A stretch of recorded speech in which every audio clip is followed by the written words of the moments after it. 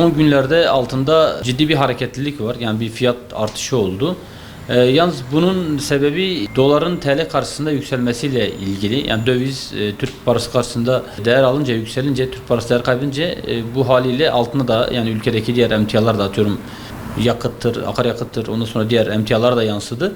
Ya bunun yükselmesini dövize bağlıyoruz tabii. Altın her zaman yatırımcısına kazandıran bir emtiadır. Yani bu yükseliş tabii ki bazılarının alım gücünü düşürse de bazıları için de bir satış fırsatı oluyor. Yani örnek veriyorum, ev alacaklar, araba alacaklar. Bu fırsattan yararlanıp altınlarını satabilirler. Yani bu gerçekten çok ciddi bir yükseliş oldu. Şöyle, eğer dolar TL'de yükseliş olursa daha fazla yükseleceğini de öngörüyoruz yani. Dolar TL yükseliş sebebi de dün biliyorsunuz Merkez Bankası faizi 2 baz puan düşürdü. Yani 18'den faizi 16'ya çektiler. O yüzden dolayı yükseldi. Artı bir de yani yurt dışından kaynaklı, Avrupa'dan kaynaklı kötü bir haber daha geldi. Türkiye gri listeye alındı, biliyorsunuz bu ekonomik kalkınma platformu, ekonomik kalkınma forumundan dolayı. Türkiye gri listeye alındı. Gri listeye alınmasından, yani ülkede kara paranın arttığını söylendiği için gri listeye alındı. Bu da haliyle dışarıya bir güvensizlik veriyor. Güvensizlik verince ne oluyor? Döviz maalesef Türk para birimi karşısında yükseliyor. Böyle olunca da dediğim gibi yani ülkenin çoğunluğu dışa bağımlı olduğu için maalesef döviz yükselince de ülkedeki altınıdır, akaryakıttır, diğer emtialar yükseliyor. Altını alacaklar biraz daha temkinli yaklaşmaya başladılar. Biraz durdurdular ama satacaklar için bu bir fırsat oldu. Yani altını daha önceden almış, işte yani örnek veriyorum, fiyat 400'lerden, 450'lerden, 500 liralardan almış. Şu an işte has altın 550 küsur, 553 lira, 54 lira bandında seyrediyor. Yani bu altın olanlar için iyi bir hamleydi. Ve dediğim gibi bu hamlede işte örnek veriyorum, araç almak isteyenler, ev almak isteyenler ve da altın yatırımlarını başka bir yatırıma döndürmek isteyenler bunu bir fırsat olarak yapabilirler, değerlendirebilirler. Herhangi bir yatırım aracını kötüleme gibi bir şeyimiz yok ama maalesef işte insanların paralarını Bitcoin'dir, bilmem altcoin'lerdir, bunlara yatırım aldıklarında, ya bu bütün ülkenin milli parasının kaybıdır aslında. Bu ülkeden bir paranın çekilmesi ya da herhangi bir yatırım aracına bağlanıp o yatırım aracının sıfıra inmesi ülkedeki her vatandaşın cebinden çıkmış gibi sayılıyor. Çünkü eğer o para, atıyorum o coin'de ya da herhangi bir şeyde olmazsa, ülkenin diğer emtialarında altındır, dövizdir, işte bilmem gayrimenkuldür, otomotiv sektöründe dönecektir. Ama maalesef o paranın Bitcoin'e gidip uçup gitmesi bütün ülkenin kaybınadır.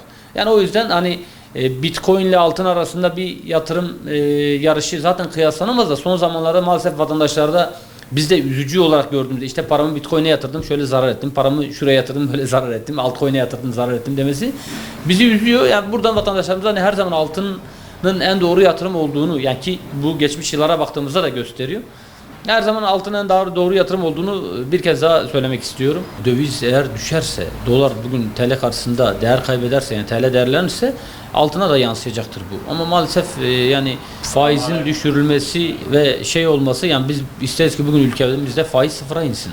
Ama şimdi siz bunu hani yanlış hamlelerle düşürürseniz, burada atıyorum bir taraftan da dövizi yükseltip işte birçok şeye zam getirilmesi gibi oluyor yani. Oradan kötü bir izlenim oluyor yani. Ama yine de söylüyorum, ben bugün doların da düşük fiyatta olmasını, faizin de çok düşüklerde olmasını isterim. Ama maalesef ülkemizde üretimden dolayı, herhangi bir üretim olmadığından dolayı maalesef bu tür şeyler böyle yaşanabiliyor. Enflasyon yüksek çıkıyor, işte işsizlik artıyor, döviz yükseliyor. Ya bunlar da tabii ki hükümetin, dediğim gibi, yani doğru para politikalarında doğru kararlar alması gerek ki döviz düşerse de altın da düşer yani. Ama şu an için bu yükseklikten dolayı, dediğim gibi, yani bir satış fırsatı her yatırımcı için bir fırsattır bu yani. Altınların bu fiyatlardan satabilirler ya da daha fazla yükseleceğini öngörüyorlarsa da elinde tutabilirler yani. Yani bu kışın, önümüzdeki kışın ne kadar kötü, yani sert geçeceğinin de biraz da göstergesidir. Yani umarım biraz daha döviz daha düşük seviyelere iner. Yani en azından atıyorum altınıdır da ya akaryakıtı da, diğer emtiaları da düşer. Ama altının şu an tamamen yükselmesi, yani tamamen dolar TL'deki hareketlerden dolayı kaynaklanıyor. Hani altının kendi birimi şu an yükselmedi. Dolar TL karşısında çok sert yükselmesine karşın altında böyle bu kadar yükseldi. Ondan dolayı oldu yani. Buradan aslında bir çağrıda daha bulunmak istiyorum bütün sektör mensuplarına, bütün kuyumcu esnaflarımıza, yani Diyarbakır ve bölgemizdeki, etraf çevremizdeki bütün illerdeki komşu illerimizden artı ülkelere de yapmak istiyoruz. 5-8 Kasım'da, yani önümüzdeki ayın 5'inde, bir yaklaşık 15 gün sonra Diyarbakır'da dördüncüsü düzenlenecek olan Mezopotamya Kuyumculuk Fuarı gerçekleştirecektir inşallah. Yani buradan bütün sektör mensuplarını davet etmek istiyorum. 5 Kasım'da Diyarbakır'da herkesi bekliyoruz. Fuarımız ihtisas fuarı olduğu için yani halka açık değildir. Sadece kuyumculara açıktır. Yani dediğim gibi bütün sektör mensuplarını, bütün kuyumcu arkadaşlarımızı, üreticileri olsun, toptancılarımız olsun hepsini 5 Kasım'da Diyarbakır'da görmek istiyoruz.